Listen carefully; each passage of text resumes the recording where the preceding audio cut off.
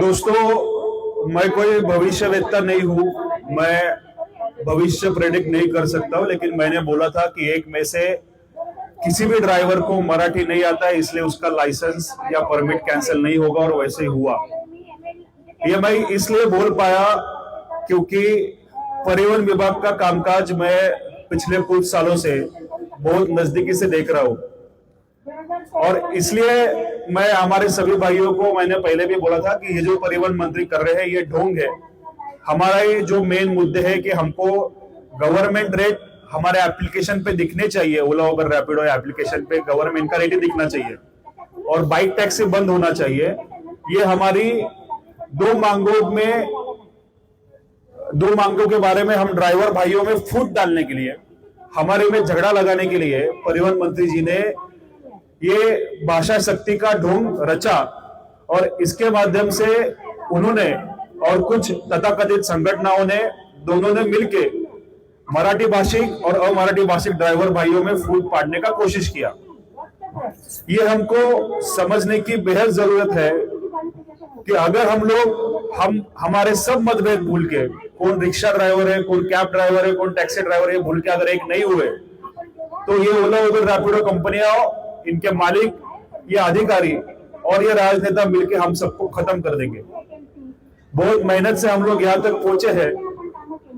पुणे में 2 कंपनियां रेट्स दे रही है, एक कंपनी नहीं दे रही है। बाइक टैक्सी पुणे में बंद है। नागपुर का प्रोसेस भी चालू है, मुंबई का भी चालू हो, इस आशा से हम लोग आज यहाँ पे आए थे।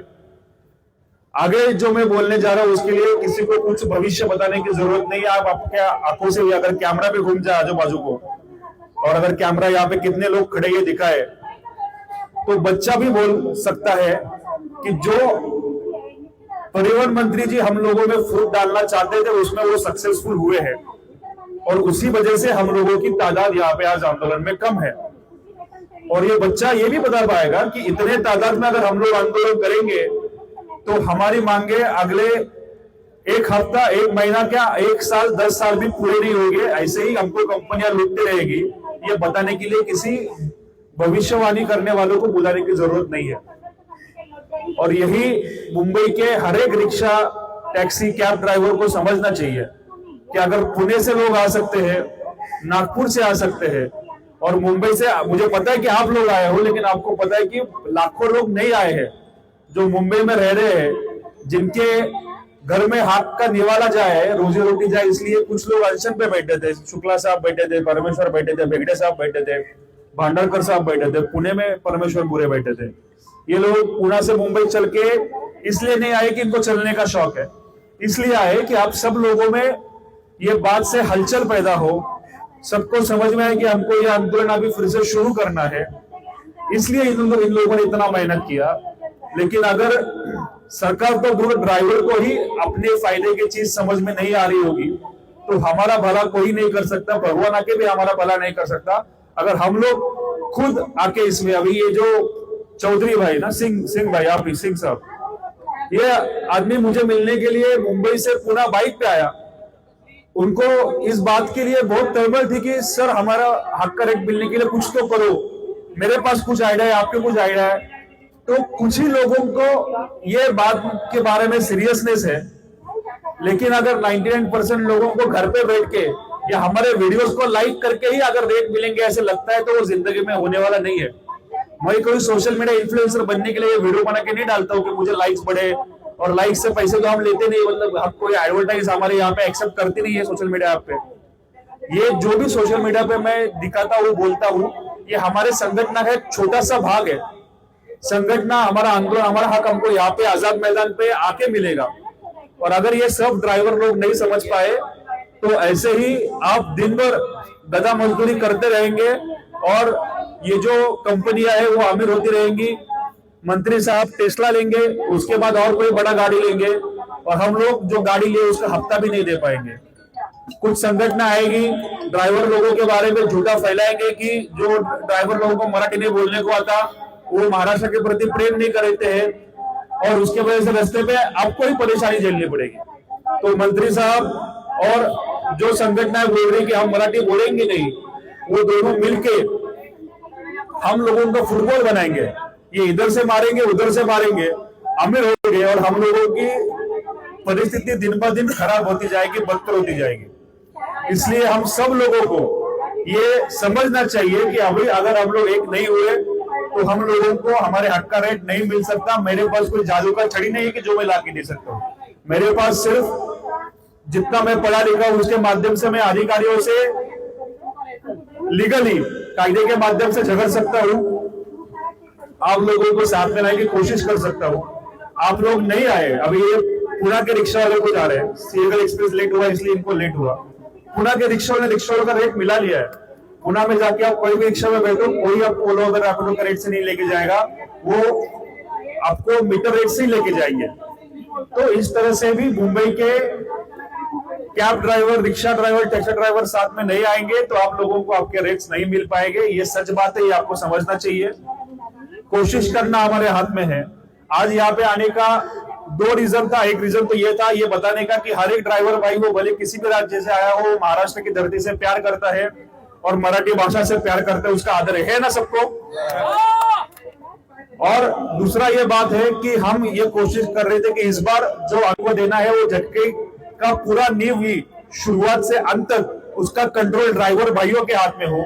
यह ड्राइवर भाइयों का लड़ाई है, उसका नेतृत्व भी ड्राइवर करे। इसलिए हमको कुछ ड्राइवर लोगों को चुनना था कि जो 100 ड्राइवर लोग मिलके, जैसा आमदार विधानसभा होता है जैसे उसमें आमदार होते हैं, तो वो 100 ड्राइवर मिलके पूरा लोकशाही के माध्यम से निर्णय लेंगे कि कब आंदोलन करना है, कैसे करना है। और उनमें से 100 में से 30 लोग हम लोग पुणे से, मुंबई से और नागपुर से 10-10 लोग चुनेंगे और वो कैबिनेट की तरह निर्णय लेगा कि जो भी 100 लोगों ने निर्णय लिया है उसका एग्जीक्यूशन ये 30 लोग करेंगे जिनको हम चुनेंगे। तो प्लान ऐसा था कि जो हमारे संगठन का या मेरा जो इंस्टाग्राम का हैंडल है उसके ऊपर जो भाई ये 30 लोगों के टीम में आना चाहता है, इस आंदोलन का नेतृत्व करना चाहता है, उसके दिमाग में क्या प्लान है। सिंह साहब मुझे बताने के लिए पुणे से, मुंबई से पुणे बाइक पे आए कि उनके दिमाग में क्या प्लान है। तो आप लोगों के दिमाग में क्या प्लान है, ये आप लोग हमारे इंस्टाग्राम हैंडल को टैग करके या कोलैबोरेट करके आपका जो बोलना है वो आप लोग डालो, वो हम लोग अप्रूव करेंगे।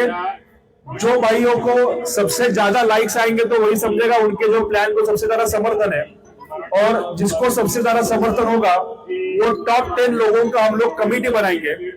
10 हो गए या 30 हो गए, वो कितने लोग रिस्पॉन्ड करते उसके ऊपर तय होगा, और वो कमेटी के माध्यम से ये हमारा आंदोलन आगे जाएगा। आप सबका इच्छा है कि चक्का जाम होना चाहिए, बराबर है। तो ऐसा बड़ा स्टेप अगर लेना है तो हम सबको साथ में लेके करना पड़ेगा, इतने लोगों में नहीं होगा। और उसके लिए हमको ये कमेटी बनाना है। तो भले आज इधर बड़ी तादाद में लोग नहीं आए, ये दुख की बात है, शर्म की बात है, लेकिन मैं फिर भी वीडियो के माध्यम से जो नहीं आए उनको भी, 2 तरीके के लोग हैं, कुछ सिंह साहब जैसे और कुछ लोग हैं जो सचमुच में ड्राइवर लोगों के लिए या खुद के परिवार के लिए इस लड़ाई में शामिल होना चाहते हैं और कुछ तो कर दिखाना चाहते हैं। उन लोगों को तो वेलकम करता ही हूँ, आपका हक है, आपके लिए स्वागत है।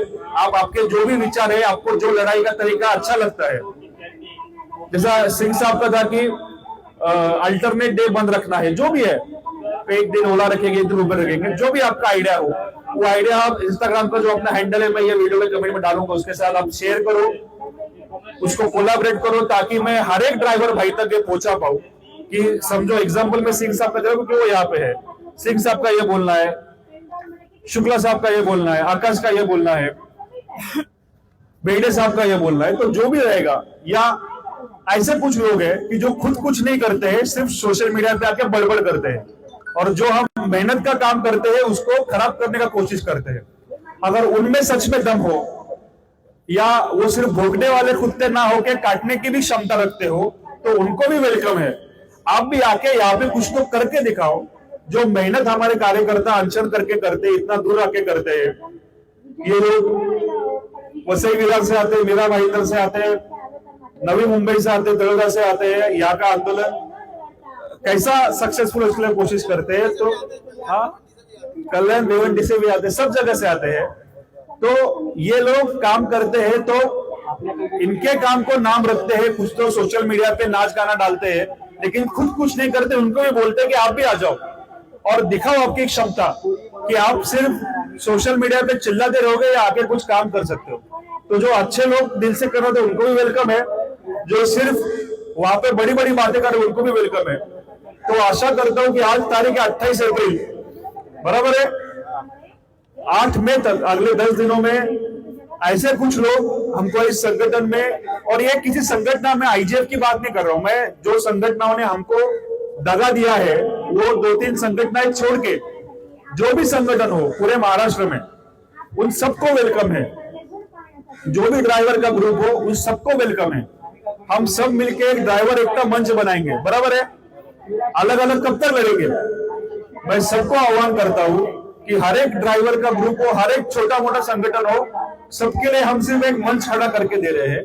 ड्राइवर एकता मंच के नाम से हम एक महाराष्ट्र में ऐसा बॉडी तैयार करेंगे जो हर एक जिले में हो, हर एक शहर में हो, उसके रिप्रेजेंटेटिव वो लोग हो, आप ही लोग। क्योंकि इंस्टाग्राम ने, फेसबुक से ज्यादा असर इंस्टाग्राम है कि हम चुन पाए कि ये टॉप 10 लोग आपको कौन लग रहे हैं कि जो अच्छा नेतृत्व कर सकते हैं, तो उनके हाथ में हम नेतृत्व दे सकते हैं। सबको दिखता है, ट्रांसपेरेंटली है। मैं किसी को लेके अभी शैलेश पे मुझे बहुत प्यार है तो मैं उसको ही लूंगा, ऐसा नहीं होना चाहिए, है ना। तो जो सचमुच में काम करने की क्षमता रखता हो उसको हम नेतृत्व देंगे, उसको हम नेता बनाएंगे। मैं किधर नहीं जा रहा हूं, मैं इधर ही हूं, हर एक चीज में मैं साथ में खड़ा ही हूं। लेकिन मुझे भी ये समझ में आ रहा है कि रिक्शा वालों का लड़ाई अलग है, कैब वालों का लड़ाई अलग है।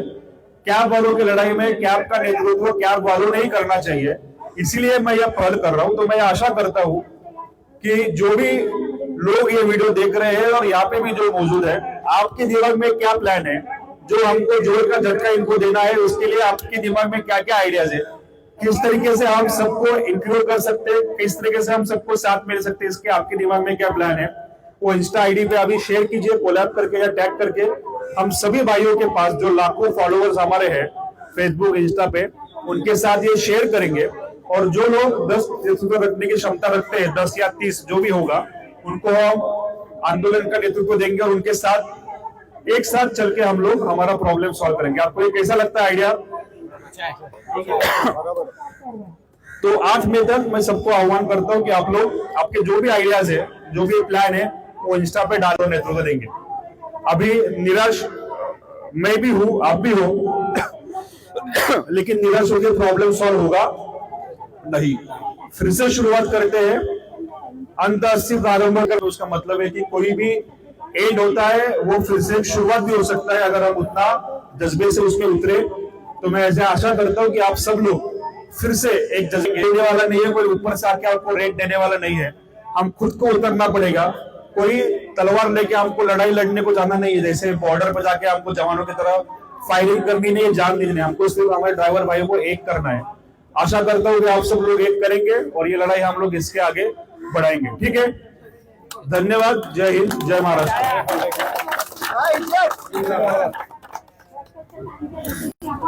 डॉक्टर साहब